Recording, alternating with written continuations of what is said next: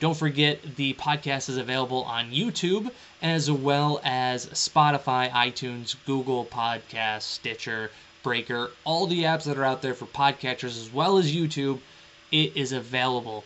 Now, if you're watching on YouTube, make sure you subscribe, hit the like button, and leave me a comment. And if you are listening at home, don't forget, leave me a review. It would be amazing if you could tell me what you think about the podcast and hit that subscribe button. Now, I will stop begging for your love and affection because this episode is with my good friend, Jay Groah. What I love about Jay is he is the most genuine, authentic person that I've met. He is a fantastic real estate agent out of the Utica market area, and he is just such a joy to talk to. Every time I get a chance to talk to him, I feel like I've learned something new from him, and this conversation really kept with that beat. And man, I just had so much fun talking to Jay. I haven't seen him in a couple months, and it was just really nice to hear more about his business and how he runs things. And I hope you find this very informative. Here is my friend Jay Groah.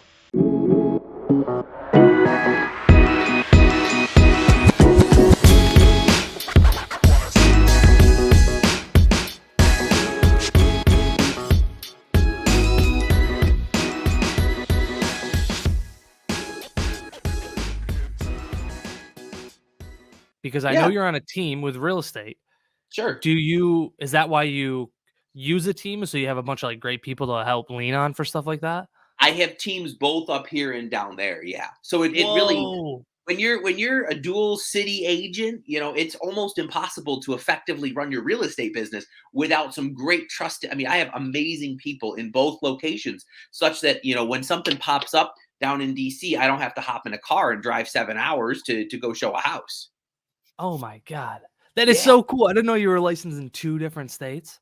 I'm licensed in 5 states, my friend. Dude, why? Why so many? Is it because he travels all over the place? Well, it had originally the first one had to do with my own desires to actually just open an office in Florida. So I went down and got licensed in Florida because one of my best friends moved down there. And when she left, she called me and she's like, "Listen to me, Jay." She lives in the Florida Panhandle. She goes, "The realtors down here are exactly like the realtors up there in central New York." She goes, "The average age is 60, 65 years old." She goes, "They don't know what they're doing." She goes, "I think you'd meet with some pretty great success down there." So I went and got licensed down there, and I don't actually transact much business. For a few years I did, and then that sort of tapered off when my husband moved down to the DC metro area. It was a pretty simple decision to say, all right, well, even though it's one of the hottest and most competitive markets in the country, hey, it'll just be icing on the cake, and it gives me an excuse. When you're a workaholic, you probably understand this. When you're a workaholic, hey, any excuse to go visit your husband that also works with hey, I'm doing work is great. So I ended up getting licensed in DC, Maryland, and Virginia so that I can transact business in the Metro Arlington area. That's pretty wild. That's cool. And would you say is real estate different transaction wise from here to Florida? It's okay. It is totally different. Holy crap. When you go to like HannaCon, or you probably actually have you been to major real estate conferences yet? I just went to the one that was in Pittsburgh. You went to the one in Pittsburgh, right? Yeah. So as you get more into the business, and I've been with several, really big franchises throughout my career, one of the things you realize very quickly is that central New York is one of the most difficult areas in the entire nation to transact real estate. And it is, oh yeah, you picked a great area to get yourself going, Cory. Just saying. It is because we are an attorney closed state, and central New York, and I'm speaking particularly in Utica, in my market, is actually an attorney dominated, an attorney strangleholded area. We are completely at the mercy of attorneys, whereas all of the other states that I'm licensed in are transaction company states. So when you turn in a file, you turn it into a transaction company that handles all of the legal minutia from start to finish, and their only job is to get your deal closed. So Uh, when I did my first sale in the Metro Arlington area, it was great. I turned in the file to our closing coordinator, and it said, I think it was May 18th was when I turned it in. And I think the closing was June 18th. Well, she goes, okay, well, we'll see you at the closing. And I said, well, just let me know when it's gonna be, and keep me posted when it gets scheduled. I'll come down. And she's like, well, just put it in your calendar now. It's scheduled for June 18th. yeah. And I was like, what? Huh? Are you Yeah. serious? And Yeah. literally on June 19th, the thing closed. On June 20th, I got paid. So it is completely different than what Right. we deal with in upstate New York, Corey. Wow, that's cool. Do you think we would ever see New York shift into something like that? No, I Yeah. think you have to remember New York. Is an New York animal is because you have all different types of areas. exactly, and Yeah. in our state, attorneys. You have to remember. I mean, New York was the home of the mafia, so Yeah, that's right. we are a very attorney dominated state area, especially in our area, your area too. When you go out to other major metropolitan areas, to the Metro Arlington area, and you find out that your friend is an attorney, okay, down there, they get patted on the head because that's a respectable job. Okay, in the Metro Arlington area, being an attorney is a respectable job. In our area, being an attorney is the end all be all. If you're an attorney, you're a god. You have control. You make all the money. You make all the decisions. Well, when you move to another area that's bigger than central New York, an attorney is just you pat you on the head. Wow. Yeah, So it really, that's interesting that it's like yeah, that. That's how it's my aunt when she moved to Tennessee, she moved from here to around Nashville, and yep, she said it's the same thing, 30 days start to finish. You yep, put the day on the contract, and that's the day you're gonna close. And that's here in New York, I'm like, I don't know, Karen, we're 2 weeks out. I don't have a date yet, but we did get the clear to close, so we should have it soon. yep. It's just like such a different thing, such a When I different tell animal. people when I go to like some national conferences, what I explain to people is I liken it to a pregnancy due date. Yep. Was your son born on time? Nope. Yep. Nope. How late was he? He was actually 3 weeks early. Oh, even different. Yeah, Okay, that he was rarely early. happens, That but never happens in a real estate transaction. Closing exactly. never happens 3 weeks early. Yeah, I explain to people it's just like a pregnancy due date. It's a target, it's an approximation, but the reality is we're not going to close on that date. The Right. baby's never born on that date. I think I have one friend whose baby popped out exactly on time. After that, they're usually late. I'm surprised that yours was early. Yeah, But 3 weeks early, there you go. right. So it's all with upstate New York. I do tell people it is a managing expectations Yep. area. I said Mhm. I was dealing with talking to a woman from the Newport Beach area of California, and she said, Jay, because your average closing is around 80 days. I said, yeah, that back then this was our average closing was 83 days. This was a few years ago. And she goes, how do you keep your clients happy? I said, I don't. I I said, don't. we are literally a manage expectation state. I Yep. believe in being completely forthcoming and keeping them informed, but very rarely are my clients happy with the length of the process. They always praise our communication and our constant updating and the process, but they will say no. Should a real estate deal take 83 days to close? Hell no. But do they? Hell yes. Yep. Yeah. Well, we know that how they're different, but how are all these different markets similar? Well, here's the great thing. People are people all across the Mhm. country. So you still have those same personality types that you get to deal with. Yep. It's just on a different scale. When your Right. average sale price is $697,000, it's a whole nother ball of wax than our area, which is averaging around $200,000 right now. Mhm. But Corey, you're still dealing. The majority of my clients are military transfers. So Right. they're young, they're late 20s, early 30s, and they're buying $700,000 homes. So you Yeah. still, for me, it's a complete cultural shift because you're sitting Yeah. there thinking, how the hell can this 30-year-old kid who his wife is a nurse, he's a lieutenant. What's a good honor, like a lieutenant? Okay, so he's a Yeah. lieutenant, and I don't know what they're making, but they're not. they're not baller at this phase yet. They're just some Right. average dudes. And they're $700,000. $700,000. I'm like, Gina, I couldn't afford $700,000. I know how much me and my husband make, but damn, it's a whole. And Steve and I are starting that hunt for a place down there. So when we go to open houses, dude, it blows my mind. Houses that are in good, reputable neighborhoods. Like, let's just like pick one of those like cute little subdivisions, over in Baldwinsville or over in like you can average nice little subdivision, right? Right. $1.3 million. And him Oh and my I, God. we're looking at this house going, this is $350,000 every day in upstate New York. Yeah. It is the shock of pricing is just Right. insane.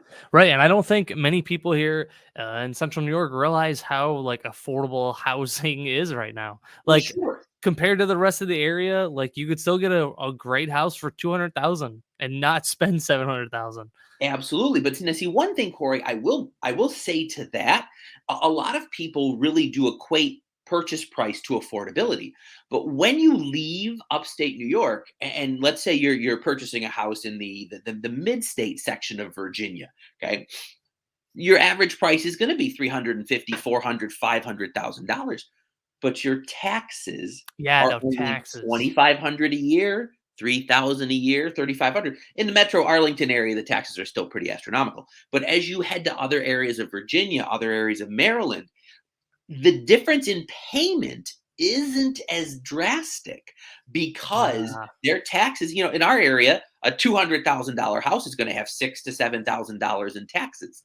Well, down there, a $500,000 house may only have $2,500 to $3,000 in taxes. I hope So a lot of people's minds are getting blown right now. Like, affordability, yeah, affordability in upstate New York is affected by the fact that, we, right along with Jersey and these other close to us states, the tax structure is a little more painful.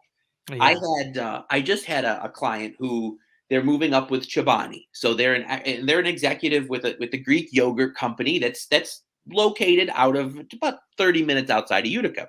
And he called me up and he was just the coolest dude. And he's got this thick southern twang. And he's like, "Hey Jay, I got your name from so and so at Chobani." And he's talking to me about he's selling his $780,000 house down in Texas. And he's got a $780,000 budget because he wants to keep his payments about the same. So, yours truly is like, yeah, $700,000 sale. We got this, I'm having my little party. He comes up here and I show him probably $700,000 houses. And he looks at me and he's like, "Holy shit, Jay." And I mean, like, shit was literally like Shiat. It was SHEAT.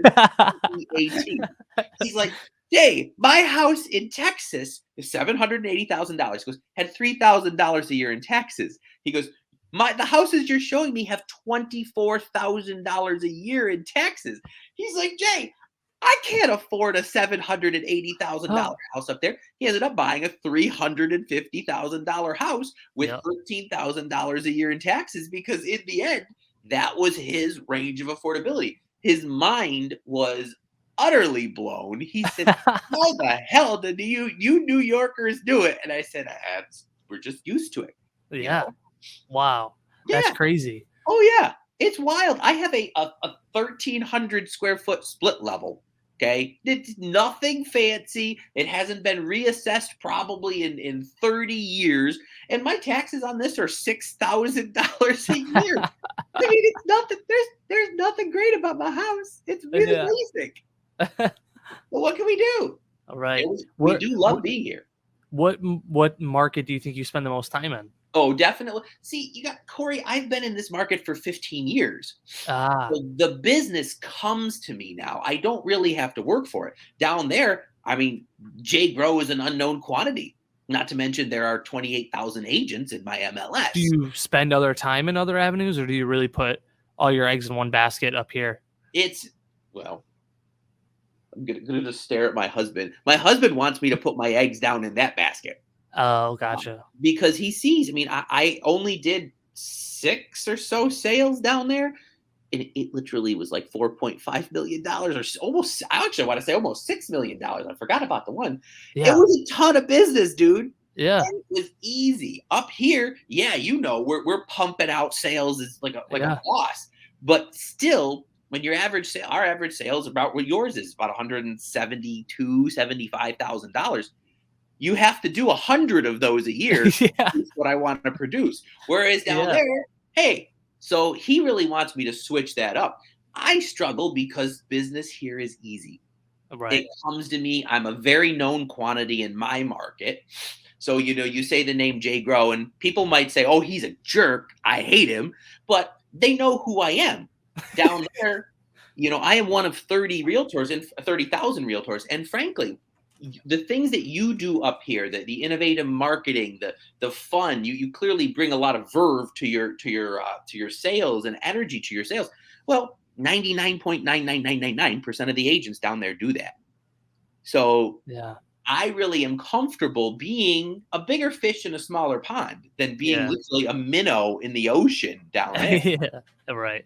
Right. And when you first, so you have been in it for how long? 15 years. 15 years. What Yeah. was it like those first few years that you had started? What So were you expecting? it was, Corey, I got into real estate. I fell into real estate. I got right into it after I graduated because I had college loans that I actually couldn't afford to pay off. So I was working two jobs. I was working as a teacher and a bartender. Wasn't able to make any headway with my grad school. So I was going to grad school. I was, I was making $27,000 a year as a teacher. And I ended up with about $212,000 in student loan debt because I went Wow. straight through. I did a master's degree. I did a doctoral degree. I have a bunch of expensive bachelors. So what happened was I was struggling. I had about a $2,000-ish a month student Oh, loan payment that I couldn't do. So my first few years in real estate, I was part-time while I was selling real estate. I was also doing group fitness, getting a lot of business through that. So it was great because 15 years ago, I was in my early 20s. I was a completely unknown quantity.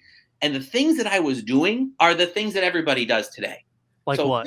15 years ago, I was staging, I was doing videos, I was doing professional photography. And I love that. those things back then were completely unheard of. People were still taking pictures with a little digital camera with a 3.0 megapixel lens, and things Oh, just nobody cared about what a property looked like because back then the market was smoking hot anyway, just like it is today. But there weren't as many realtors in the mix. So I was this complete firebrand at that phase. I revolutionized kind of what was happening in our area. Now, the stuff that I do, obviously, I mean, I would say 90% of the realtors in our market use professionals, focus on staging, do videos in some way, shape, or form, and do social media posts. So back then, I was totally innovative. Now, the majority of competent realtors in our market are doing what I did. right, right. And that was just when you had first started, you were very intent on like hiring the professionals to do that kind of thing. Well, I realized really early on, Corey, that there are some things that I'm really great at. And like I believe genuinely that my eye for home design and staging really is vastly above average. So I can make a house look fantastic. Um, but I also realized that my camera skills, they're meh. I know what I want to shoot, but I don't understand the rolly of the lens, the macro, micro, the features. Shit, that's not my Yeah. jam. Yep. That's not my jam. So for me, I was like, well, let's let somebody else do that. And I had a friend who was into making videos, and he was just like, dude, he showed me some of the videos that he did, and I was like, this blows my mind. And as soon as I saw that, I'm like, okay, I can sort of do a video. He can really do a video. So early Yeah. on, I just realized, hell, and it blew me up. Like Wow. literally, dude. I'm the son of a teacher and a carpenter. I didn't my family's we didn't come from lots of money. I didn't come from lots of influence. So what I found was that a combination of me being single, bored, and a workaholic. I mean, I was working 100 hours a week. I was doing open houses Tuesday night, Wednesday night, Thursday night, Saturday afternoon, and Sunday afternoon. Oh yeah, dude, because I realized my strength is in person. When people meet me, they either hate me or they love me. That's a true fact. It's a true fact. You have this infectious glow about you, Jay. Well, you're such a doll. You have an infectious glow about you right now, too. I think that's your ring light. But so what I did was I said, hell, I'm going to work my buns off, but then I'm also going to play to my strengths, which is giving me time to get in front of people and let somebody else take pictures of my house and spend hours editing them. Let somebody else do videos of my houses and spend time. So I became known as the guy when I was at a local discount brokerage for a year, I think. About a year. When you first started? It was my third company. I've been to 6, 7 companies in my time. And my third company was a discount brokerage. And they got a call and they said, hey, I want the kid that does the videos. And so that was, an interesting thing is I became known as that kid that did the video marketing. And it was great. It blew me up, If you could tell young 20-year-old Jay just getting in the real estate business a piece of advice that you know now, what would it be? I would have encouraged young 21-year-old Jay to have skipped college entirely. Dude, this is silly, but you do not need a degree to transact real estate, right? And I was not one of those kids that underwent a huge spiritual growth during college. I started out in high school as a bubbly, perky, happy guy, and I came out of college a bubbly, perky, happy guy with a metric shit ton of student debt. Yeah. So when I went to high school, if you were in the certain portion of your graduating class, you could go to the local community college, which is an excellent college, for free. So I had an opportunity because of where I graduated to go to MV for free. I would have just gone, done an associate's degree, and gotten into real estate 4 years earlier. And I would be 19 years into it right now and sitting pretty because I didn't have to pay off $200,000 in debt. So I really think nowadays, and this is my take just on education in general, is we really as a society need to sit down and say, okay, where is the value in that education? If you're going for a 4-year vacation, God bless you, and I hope that mommy and daddy are forking over the cash. The cash. Because nowadays, dude, my last intern is going to George Washington University right now. Sweet kid. We keep in touch with him all the time. George Washington University was $83,000 for his first year. 83 for a year? A year. Yeah. Yeah, Cory. That's what we said. Now he got a fabulous scholarship. Okay, right? But he brought it in and he calls me. He's like, Jay, I got $60,000 a year to go to GW. We came in. I was like, that's awesome. That's amazing. I said, you're going to get money back. And he looks at me, he goes, no, Jay, we have to find $23,000 more. We literally sat there and we applied for, $45,000 more in grants and loans and this so that he could afford the $83,000 tuition bill. Now, this kid wants to go into social media marketing, Cory. So what's he going to make coming out of school? 40, 50 at the most? And he's going to saddle himself with he took out $20,000 in loans to make the first year work. Now, given that most kids are graduating college in over 4 years now, he's probably going to have $100,000 in debt when he walks out the door. Yeah, that's so much. Oh my God, that's so scary. We, as a culture, we keep pushing the higher education system on these students, on these kids. And you know what? I've got my intern this year, entirely different story. He is he's a basketball star locally. He is this very coachable 17-year-old. Actually, he turned 18 today. Happy birthday, Kyle. Happy birthday, Kyle. He is 90% through his online real estate course. He already has, because he's been working with me on it since October, he already has 10, 20, 30, 40, 50, 60, 70, 80 90 people on his contact list, names, emails, phone numbers. He Nice. already has his first listing ready to go for February. Wow. So this kid at 18 with zero debt is coming Yep. in. He knew he didn't want or need college to be successful. He is saving probably $100,000 to $200,000 and getting into the work world 4 years ahead of time. So I think that's one of the big failings in our education system right now is Right. that Yeah. we're Yeah, that's literally like it's the running joke is the same. I went to school. I just went to community college. I saved myself so much money, but yeah. I was an art student, and that was the joke when you're an art student. Is like everybody's looking around, going, "Why are we doing this? Yeah. What? I want to paint. Why am I? Why am I doing Oh my this?" college. Yeah, exactly. Yeah, I'm a geochemist by training. Dude, Really? I do nothing with my degrees. Okay. Zero. I have absolutely zero. My degrees are in geochemistry, modern languages, and linguistics. Okay. What? So yes, I have a client today who I was speaking Russian with. Whoa. Yahoo! Oh, So great. how many other languages do you know? Well, now it's really hard for me to say that. I used to be able to speak with near native fluency 6 languages.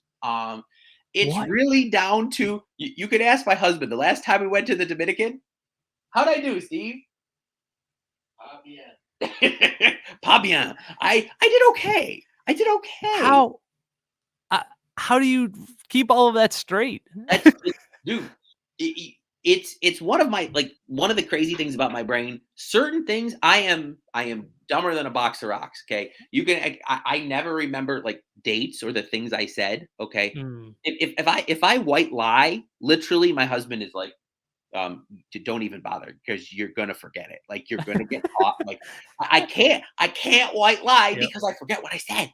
Yep. But if you ask me to speak French, and when I go to France, people will say like my intonation, my spoken word is spoken with near native intonation, fluency, that sort of thing. I'm a very musical person. And so my brain understands tonality, it understands Ah. intonation. It doesn't, like I said, understand how to cross a road in a major metropolitan area. You get run over. But when I speak a language, I literally I can pick up intonation like a crazy fool. If I'm speaking English with some of my Eastern European clients, I actually had one client look at me once and she says, "Are you mocking me?" I said, "What?" She goes, "You're speaking with an accent right now." And I'm like, "Holy shit." Like, I don't even notice it. Yeah. Um, my brain just flips into, Wow. yeah, it's crazy. Wow. Yeah. So we went off a giant rail. Oh, Woo.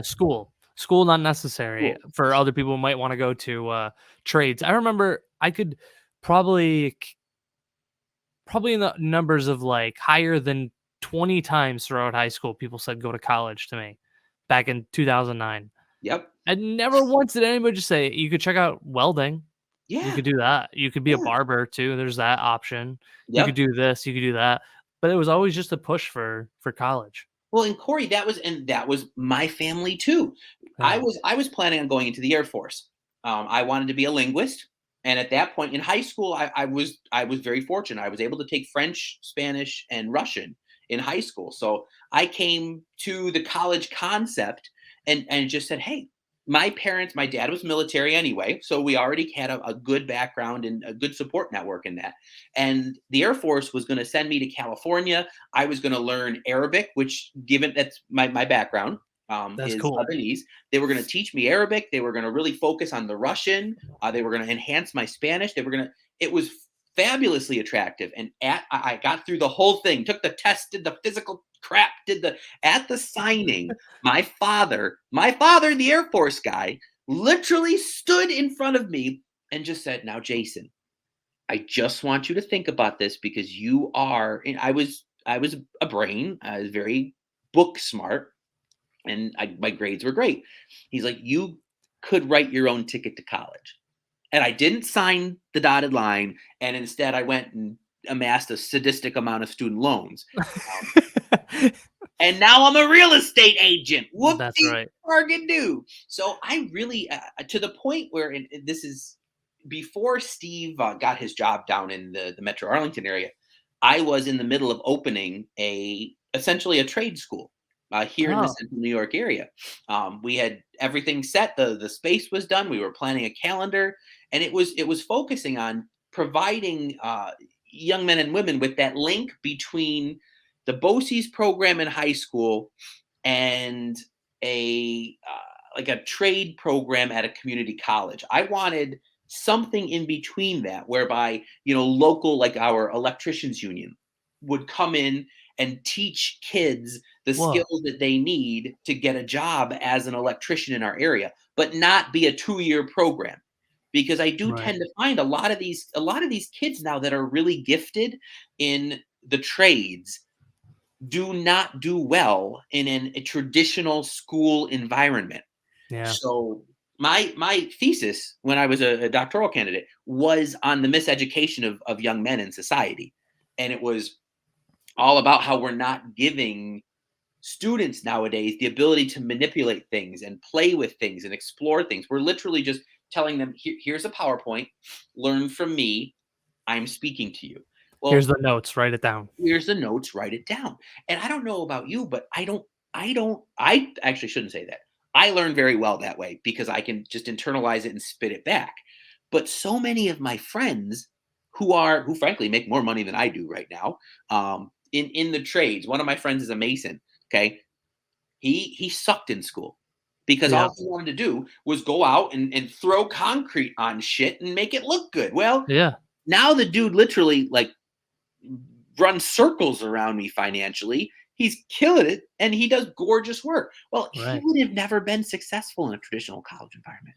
Right. But this program that I was working on was, it was a half a year program. And you'd leave with a certificate and contacts within, like, let's say, working with the electricians concept again, you'd have contacts in the electricians union so that you could start to get apprenticeships or you could start to get jobs. Is this what you're gonna do in the Utica area? So this was, yeah, the school was going to be located in the Utica area. It's one of those J plans that's on the back burner right now, Yeah. just because, again, when Steve got his job down in Arlington, I committed to getting my license down there. That subsequently, there's only 24 hours in a day. You get it Yep. there, Mr. Super Dad slash MMA instructor slash real estate agent slash Dude, I got so many hobbies, but they're all I like know.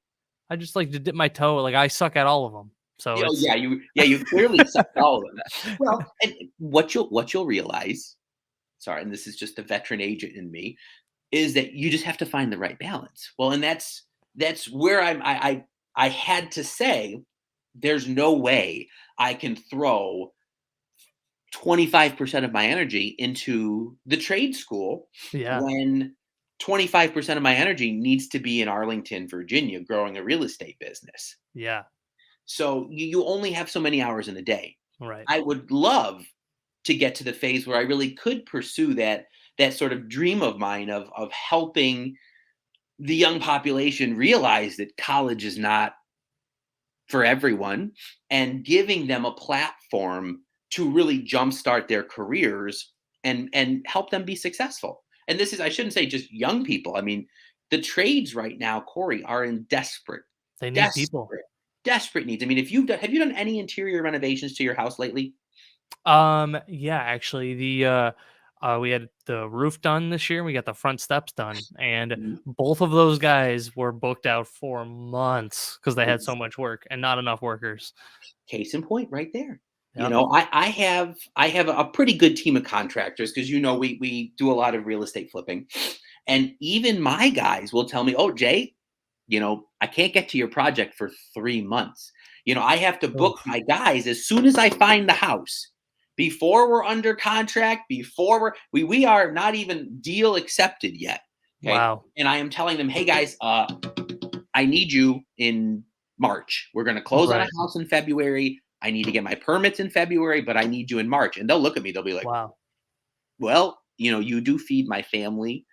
You are my biggest referral source. So yes, I guess I can push so and so back 8 weeks to do That's your why project." that's when you look them in the eye and you say, "Yeah, and I will take that food from their mouth if they if you don't help me. Oh, I had that happen this year. I've never had No. I've never had anyone say that to me, but one of my lender partners, I'm trying to figure out a nice way to say this. One of my lender partners, who is also one of my like homies, okay, BFF, bought a house from another realtor.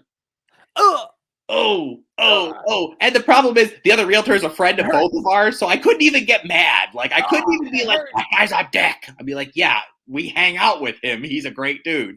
I was out of town. The house came up. They didn't think about it. So, I very nicely sat him down over sushi, and I just told him, well, listen, I'm a very calm. I know this might come as a shock. I am a very calm person. Like my husband and I don't fight. I don't generally get elevated.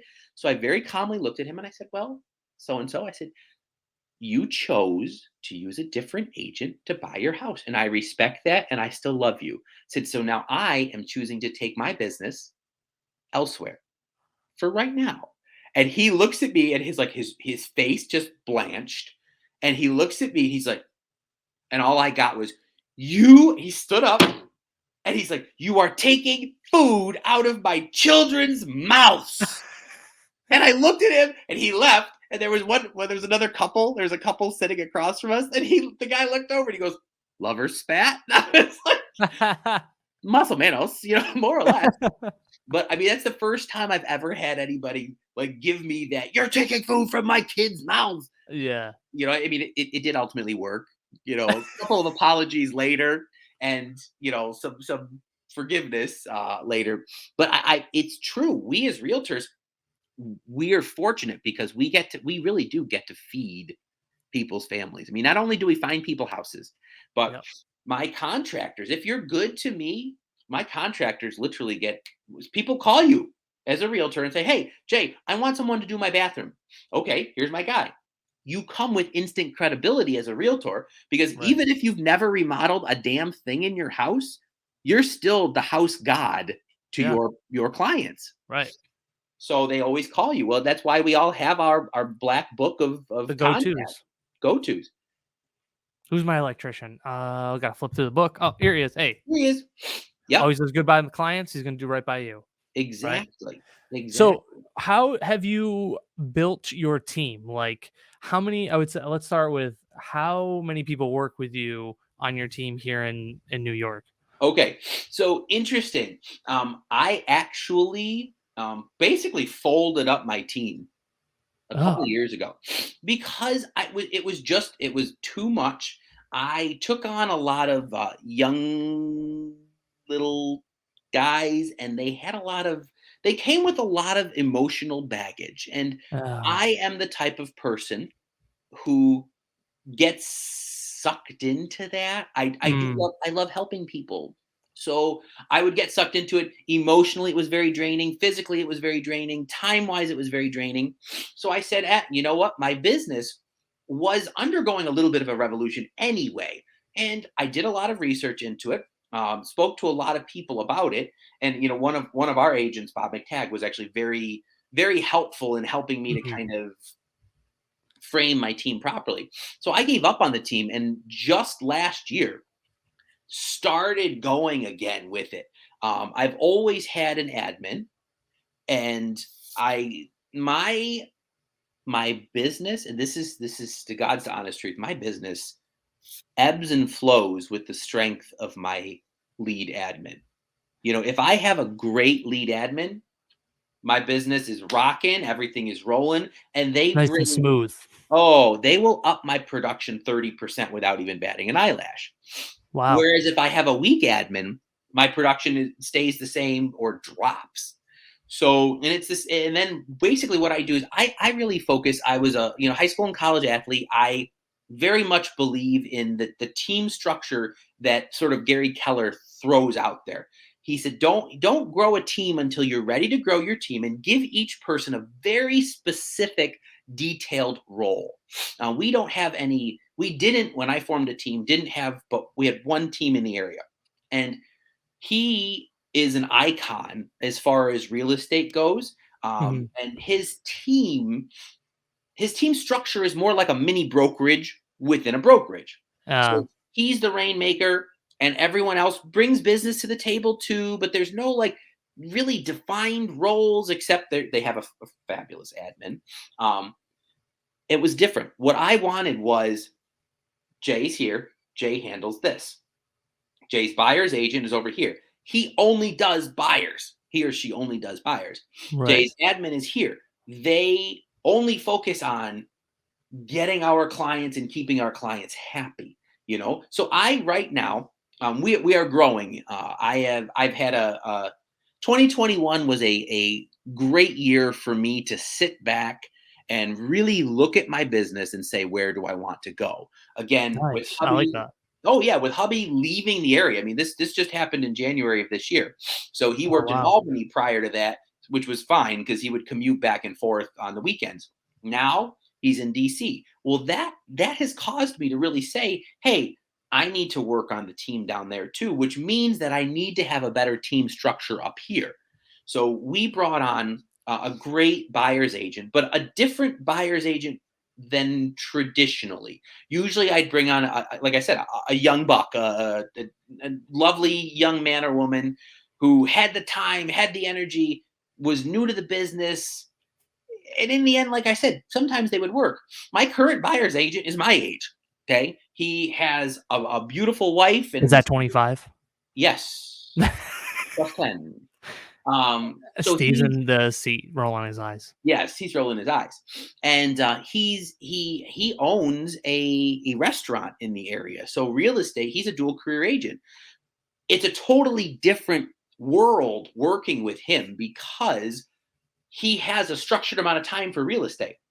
He Right. has a very structured contact list. He, when asked to lead generate, literally can post something on Instagram and people are going to talk to him about real estate because he has a huge following because of his restaurant. Right. He owns a really cool grilled cheese and compound butter restaurant. It's a very Ooh. like hipster kind of funky little cafe. That's what I'm about. Oh yeah. His Insta profile, his Insta following is massive. Like utterly massive. He's growing on TikTok. His Facebook profile is fabulous. So he is my guy. And his role is simply to handle my buyers now. And that's Right. all he does. So he doesn't even lead generate really yet. He just focuses on handling my buyers. I had my admin leave in June. He got a better job. And I have yet to hire because I'm always a believer in slow to hire, quick to fire. So I've interviewed several people, haven't loved them, finally found a candidate that I loved, made him a job offer just before Christmas, waiting to hear back. So we have normally one agent as a buyer's agent and my admin. And that's all I've traditionally had, Cory. I've Oh, wow. never had huge teams. We always have been very high volume because I do not want an agent to sit around and languish on my team. I want them to be busy, busy, busy, busy, busy. My buyer's agent right now has 8 pending, which Oh, is wow. really not bad at all for December, January as a buyer's agent. You're not even Yeah. the team lead, you're the buyer's agent. So he's rocking and rolling. And I don't want another person until he's gotten to that phase where he's like, "Whoa, Jay, I need some help." So Yeah. we are just now actually bringing on onboarding our intern. Nice. Yeah, because Sharon, my buyer's agent, is opening a second location for his restaurant. So he has said, Jay, I may, have to step back a little bit, January, February, March, April, while we launch the new restaurant. So given I'm a very goal oriented person, so I said, okay, our goal is to exceed 20 million this year. Well, if he's out of the picture, so I need someone else. So I've got my very trainable, very coachable basketball star of a intern who I'm Stepping in right at the perfect time. stepping in right at the perfect time. So Yeah. we are growing, but I grow very carefully because I don't want I see a lot of these big teams and they're bragging about their production. But when your team lead is spending $5,000 a month on Zillow to get leads, and they've got 4 or 5, 6 agents that they're feeding, and they're only doing 30 million, what's your individual agent's production? I mean, my goal is to always have my individual agents producing between 6 and 8 million. So, Nice. hey, you need to be able to feed them as many leads as possible in order to make that work. So when you go into this new year, how are you setting your goals for this coming So, year? my goal is to do 20 million in upstate New York and 10 million in the metro Arlington area. How So, do you come to those figures? I look at where my production ranges on a really horrible year, 12 million. On a great, my best years were 25 to 28 million. So essentially, what I do is I always look at those, say, where is my mental state right now? 2021, dude, for me was I'm going to be honest, a completely awful year. I got into a car crash in late December of 2020. It was a little dramatic. I may have broken several bones Oh, and ended up sitting in a chair for 6 weeks with broken oh, arms and broken hands. And I may have had some legal things that had to do according with that car crash. So I started off the year completely in a funk, like yeah. completely. And it literally took in August, Caroline, or my manager was like, dude, Jay Grow is back. Like I did 21 pended in August. Like, Whoa, attaboy. dude, it was, Attaboy. let me just say, November was a really great month for the Jay Grow team. Um, Right. so it took me until August to really get back into the swing of things.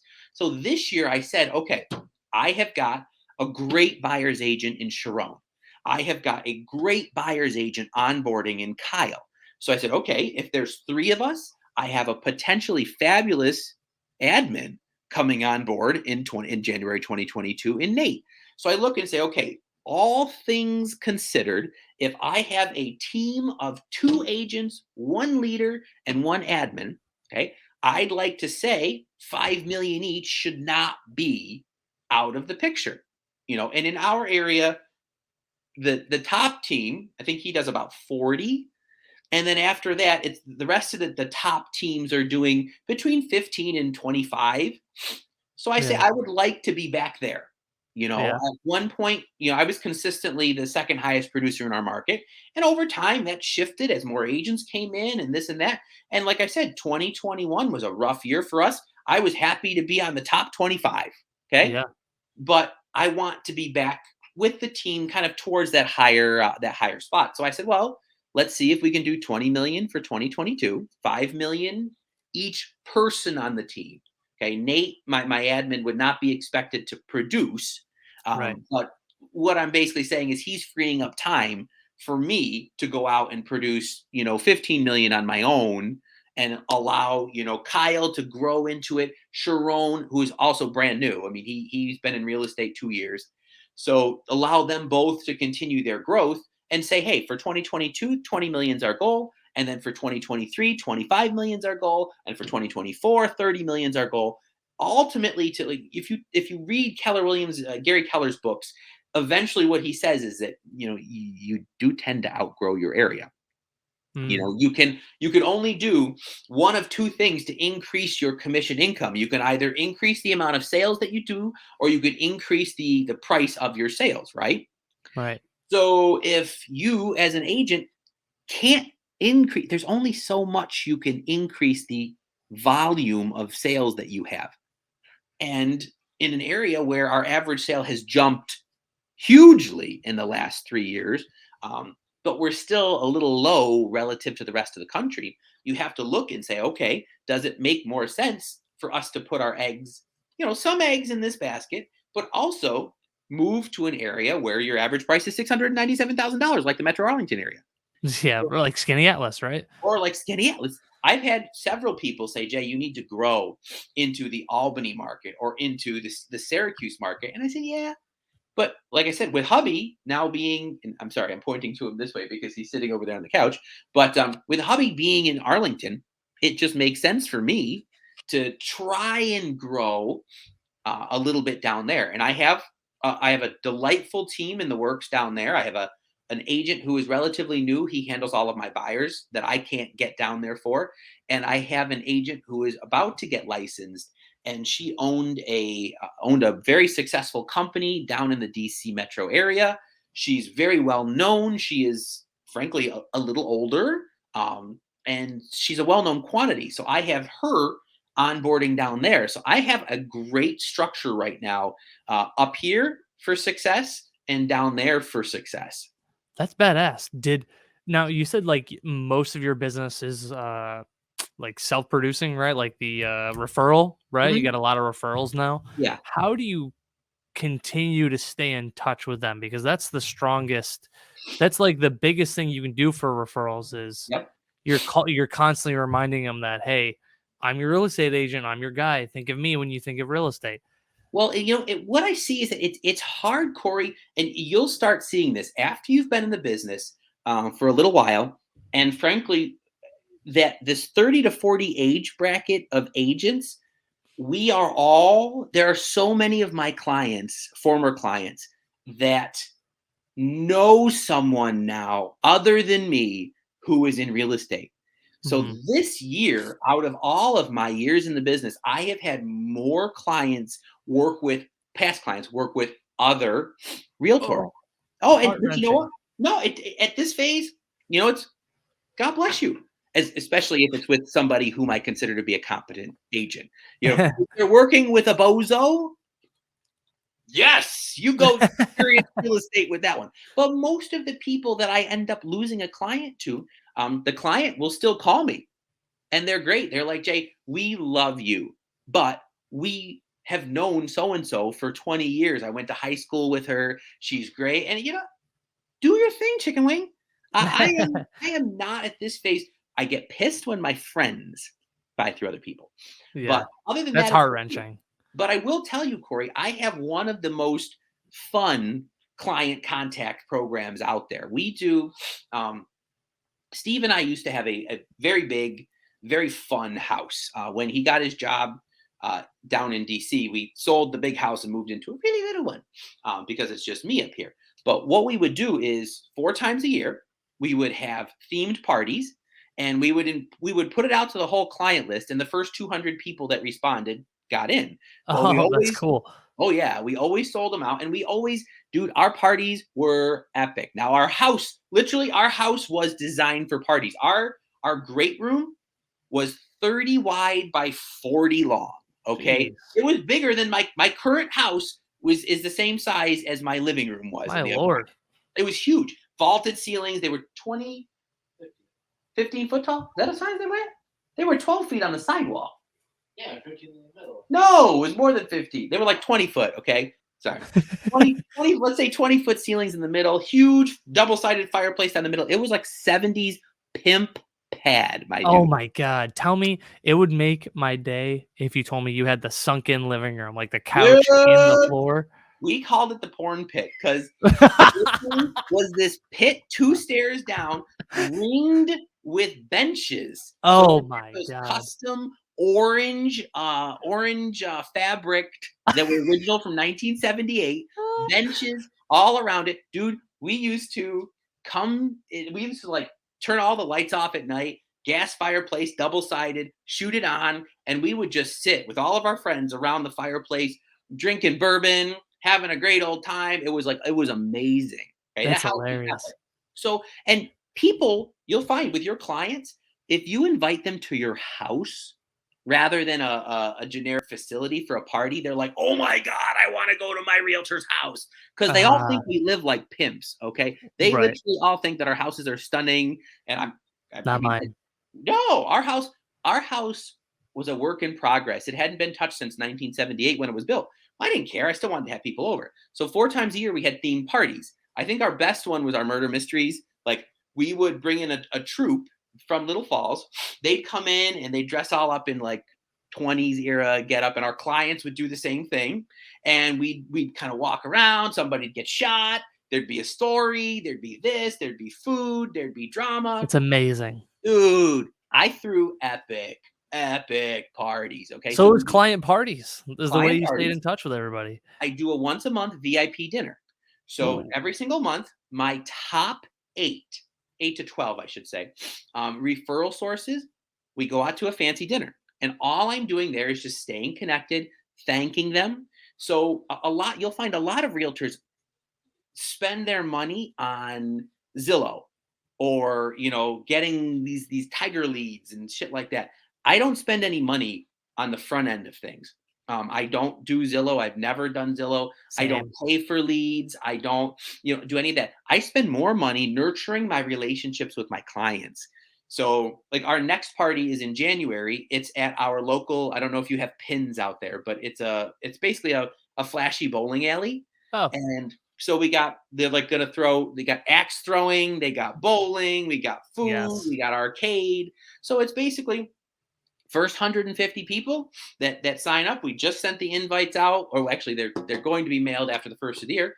So January, we're going to have 150 of my favorite clients. We sent out invites to 300 of them and just said, hey, come party with us. So Cory, that's what I tell people is my secret is not a secret. It's personal contact all the time. Okay. Right. I do the 555 every morning.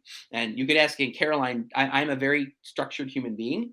And it's 5 social media posts, liking or commenting on someone doing something cool, 5 happy birthday videos. So we don't videos. Yes, we don't just. I started doing that to only close friends, not everybody.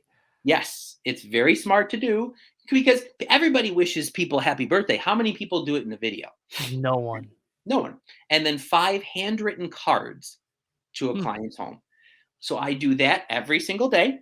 I shouldn't say that. 4 days a week. Supposed to be 5 days. I don't. I do that. I do the 12 once a month VIP dinners and 4-a-year client parties. And it does, that is my advertising budget for the year. And none spent on Zillow. 0. No. Yeah, same. I am proud to say that I've never spent money on a Zillow lead.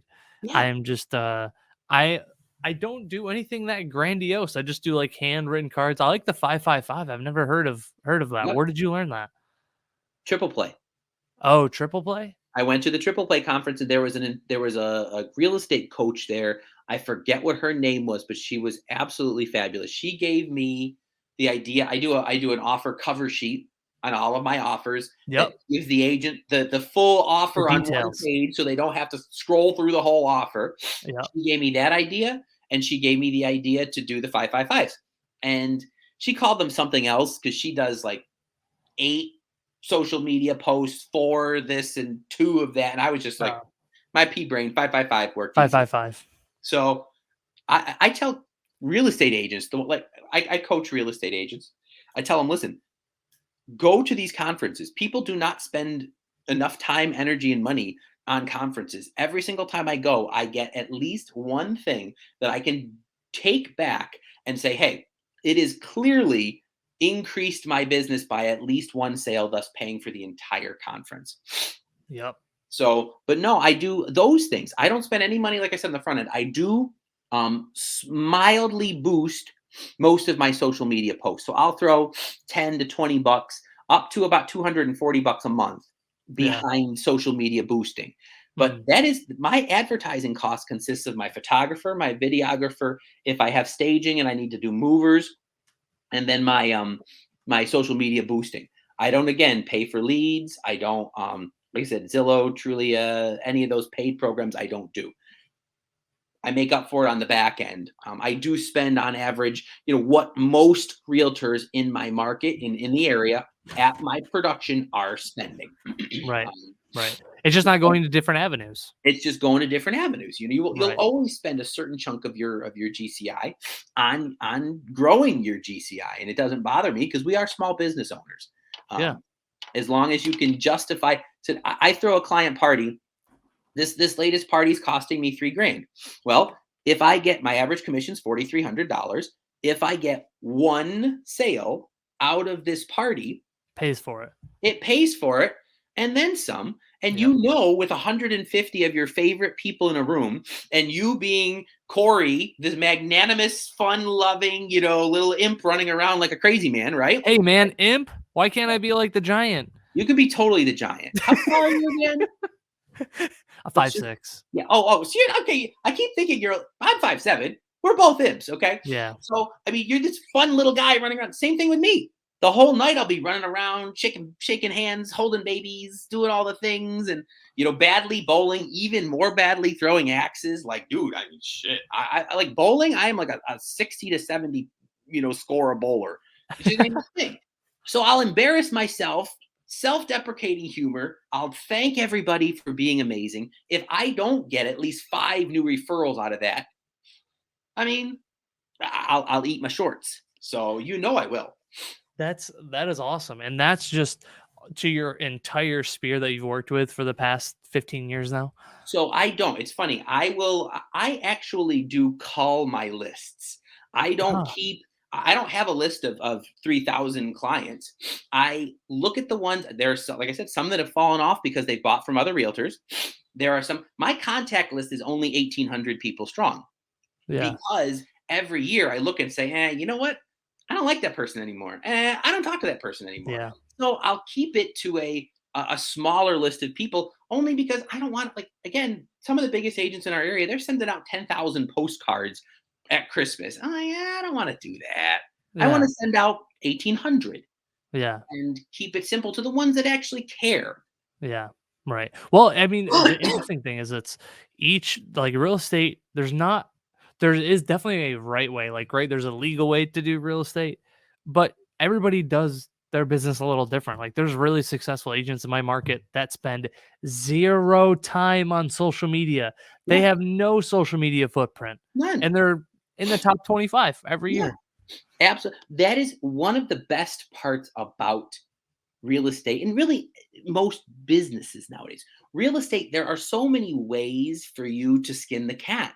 And Mhm. I tell people there are no rights or wrongs really outside of wrong being Legalities. not following the code of ethics. Okay. Right. Exactly. So, I mean, yes, there is a wrong, but there's no right or wrong to running your business. And that's why because I do a lot of teaching at our board level, I get a lot of people that will call me and say, Jay, this son of a bitch did this to me. And it's, they're legit. If what the agent that is talking to me is saying is true, the other agent really is kind of being a douche noggle to them. Okay. And I never understand why you would even bother with that in the business. When I go into competitive listing situations all the time, and I will always ask, who am I up against? Because I want to know. And if they'll tell me, great. If not, I'll say, well, let me show you how I work a little bit differently and why I feel that may net you a higher sale price. And they'll go on about how I work differently and how that's going to help them. I will never bash another realtor. I think people that do that are just stupid Oh, because for sure. in our market, I know like yours, it always gets back to the other realtor. Yeah, for sure. You know Paul Sacco, right? Yeah. He's a top agent in our office. He is a definitely a firebrandy kind of personality. He'll come in, he'll sit. I have a little beanbag chair in my office. He'll sit in my beanbag chair and he'll go, "You would not believe the shit that so and so and so and so said about me at this listing presentation." He goes, "Do they not expect that we're going to find out everything that they've said?" Yep. Yep. Yeah, probably. But See, I just had I had 2 weeks ago, no, 3 weeks ago now, I had my first listing presentation that I knew I was going up against other people because she said, "We're just doing the right thing. We want to interview, 3 yep, agents and get different opinions." And I should have asked them who I was against. yeah. Oh, wait, they Should might have. not tell you. They might not That tell way I you. could have differentiated myself And rather than me being like, "I don't know, here's what I do." yeah. Well, and that's where, like I said, I think it's critical. Even if I don't find out who they are, my track is to always say, well, let me show you how I work a little bit differently and why I think that might net you a higher sale price. Yeah. Fundamentally, realtors, yes, I agree. A trained monkey can sell real estate. You can put a sign in the ground in this market and sell a home, right? But some of us are really fabulously trained monkeys, and Yeah. we are going to increase your sale price, decrease the amount of time on market, and decrease the amount of stress to you as you get through the closing process. And that is where I feel like, we can differentiate ourselves. I always tell my clients, my biggest differentiator is that every single picture every single video, every single piece of media. Oh, yeah. And every single word that comes out about your listing is going to showcase that listing in its best possible light. And what I'll do is I'll show people examples of other agents listing photos and other agents listing descriptions. And this is where I feel like I do a lot of training on descriptions, because nowadays, hey, if everybody's using professional photographers, right? The Right. image itself is good. Maybe Right. the content of the image is not quite as good as it would be with me, because I'm going to make that person paint that wall, and we're going to remove those pillows, and I'm going to bring in some more pillows. I'm going to bring in some funky artwork, bring in some curtains. It's going to look a little sexier, right? But it's not going to be a massive difference anymore because everybody's using a professional. So Right. that is now, let's say they're at near parity as far as photography is concerned. But then you read the description and it's large 3BR, 2BA ranch in desirable Yeah. location with FPLLR living room. And, you know, Yeah. and I'm like, okay. And then you read my description and it's like, okay, we're all stuck in our houses on COVID quarantine. This house has 2 staircases so that when your wife is chasing you around with a knife, it's going to be easier for you to escape, right, dude? It's stuff like, hey, let's tell a story. Let's Yeah. create a lifestyle. And that's where I think the industry, as far as marketing and whatnot, really needs to head next. Is your best listing descriptions are now drawing people in, and I feel bad for poor Caroline, because she gets calls from our EO every time I list a house. And Yeah. our EO she's delightful, but she's just like, can you please tell Jay he needs to tweak his description because he's talking like one of them. I said, I think I described the house as a unicorn.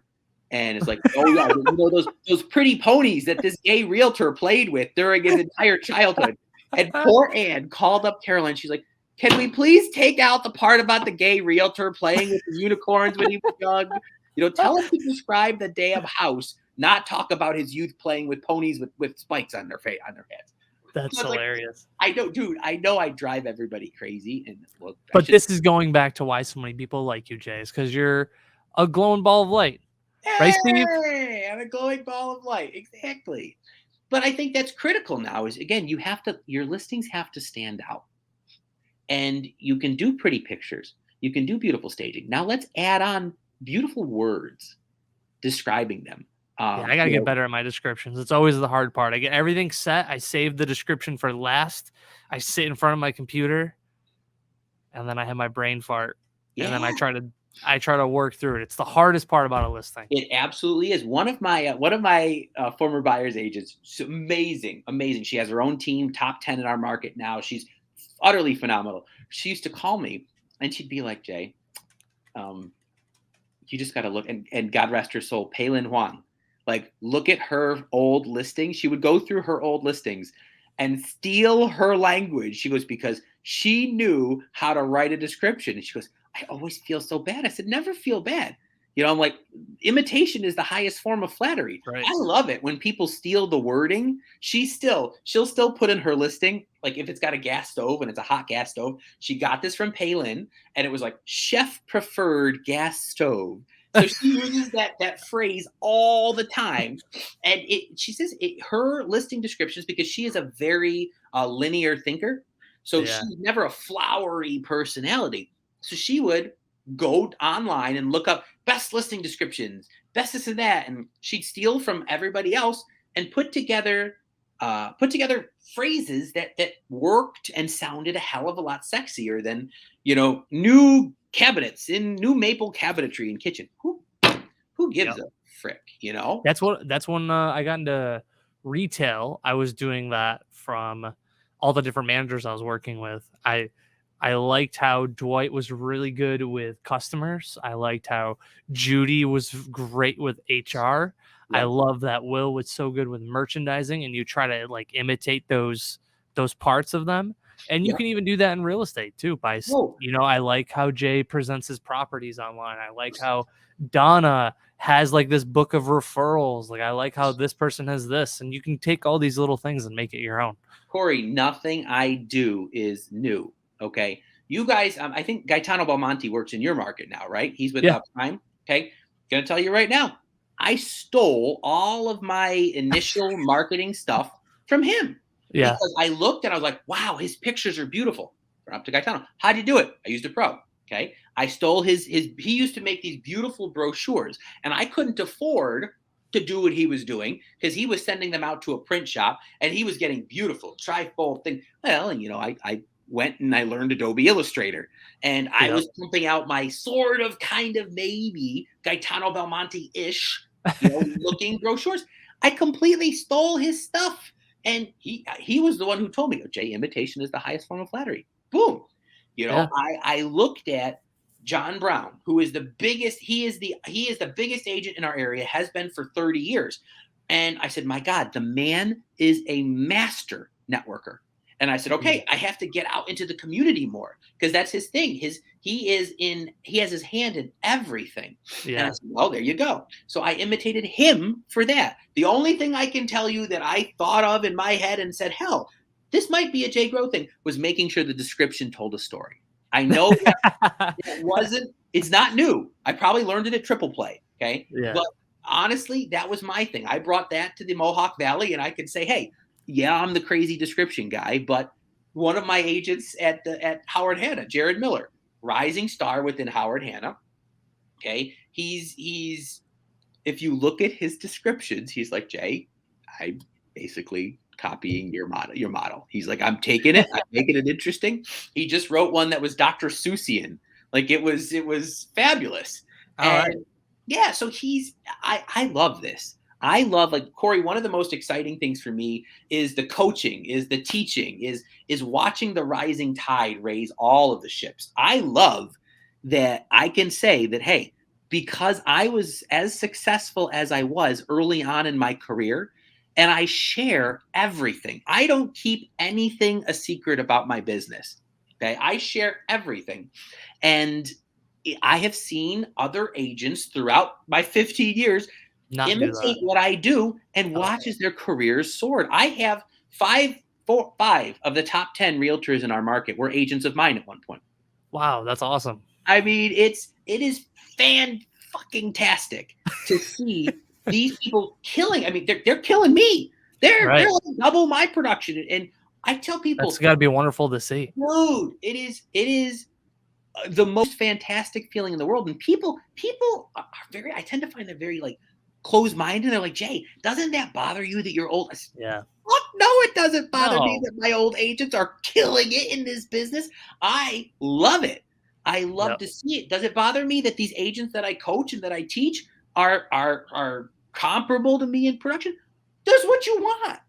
That's what you want. There's enough of the damn pie for everyone. I don't know why people get so hot and bothered by other agents having success. Like when I saw that you did over 6 million this year, you should have seen us at our office. We were having a baby party in our office when you posted your numbers because we all want you to succeed. Like, yeah, that's why you guys are awesome.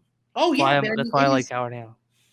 It is such a great and to be honest, it's not like that everywhere. Yeah, sure. I don't ever want to be that guy that's rah rah rah. No, I definitely feel very very fortunate. Yeah, but I mean it matters where you are, and what I tend to find is that in our office our office is very interestingly stratified, Cory. There is like the group of agents that are like 60 to 70. There's a group of agents that are like 30 to 40, and then there's a group of agents who are like 20 to 30. Okay. And we're all literally in those brackets. And it's just amazing how even generationally the support network is there. And I think that's critical to the success of a real estate agent. It's why I believe so strongly that everyone should be coached. I do not believe that a real estate agent should be doing it on their own. I have a coach. I coach agents.